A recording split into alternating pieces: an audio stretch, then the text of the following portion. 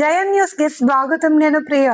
కృష్ణా జిల్లా పామర్రు ఎమ్మెల్యే కార్యాలయంలో ఎమ్మెల్యే వర్ల కుమార్ రాజా నిర్వహించిన విలేకరుల సమావేశంలో ఆయన రైతులకు భరోసా కల్పిస్తూ పలు కీలక వ్యాఖ్యలు చేశారు. మొక్కజొన్న రైతులు ఎవరు అధైర్యపడొద్దు అని సూచించారు. మధ్యవర్తులు రైతులతో సమన్వయం పాటిస్తూ సరైన ధర కల్పించాలి అని విజ్ఞప్తి చేశారు. మొక్కజొన్న కొనుగోలు కేంద్రాలను త్వరలోనే రైతులకు అందుబాటులోకి తీసుకువస్తాము అని తెలిపారు. నమస్కారం. పామర్ నియోజకవర్గంలో ఉన్న దాదాపుగా 5,000 ఎకరాలకు సంబంధించి మొక్కజొన్న రైతుల్ని అధైర్యపడొద్దని తెలియజేస్తున్నా. ఆల్రెడీ ప్రభుత్వం కసరత్తు చేస్తుంది. గత లాస్ట్ సీజన్లోనే తోటలూరు మండలం కానీ మౌ మండలం కానీ పామర్ కానీ మొక్కజొన్న కొనుగోలు కేంద్రం ఏర్పాటు చేసే ఆలోచన కేంద్రంతో మాట్లాడటం జరిగింది. కొన్ని కన్స్ట్రెంట్స్ ఉన్నాయి, వాటన్నీ కూడా అధిగమించి త్వరలోనే కొనుగోలు కేంద్రాన్ని ఏర్పాటు చేసే ఆలోచన ప్రభుత్వం ఖచ్చితంగా చేస్తుంది.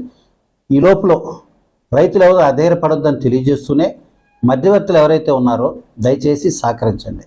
సరిగ్గా 2-3 రోజుల క్రితం వరకు 1800 రేటు మీద ఉండి ఈరోజు 100 తగ్గించి మళ్ళీ మీరు 1700 అంటే రైతులు ఇబ్బంది పడతారు.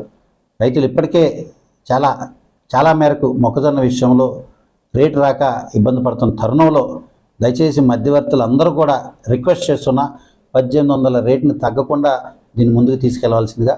మరి ఇందాకే కలెక్టర్ గారితో, డిస్ట్రిక్ట్ అధికారులతో, అదేవిధంగా మార్కెట్ ఇతర మంత్రి గారికి సంబంధించి కూడా దీని రిలేటెడ్గా మాట్లాడినప్పుడు కూడా సానుకూలంగా ఒక వ్యవస్థ క్రియేట్ చేయడానికి కార్యాచరణ రూపొందించాం. కానీ ఇంకా క్లియరెన్స్ రాలేదు.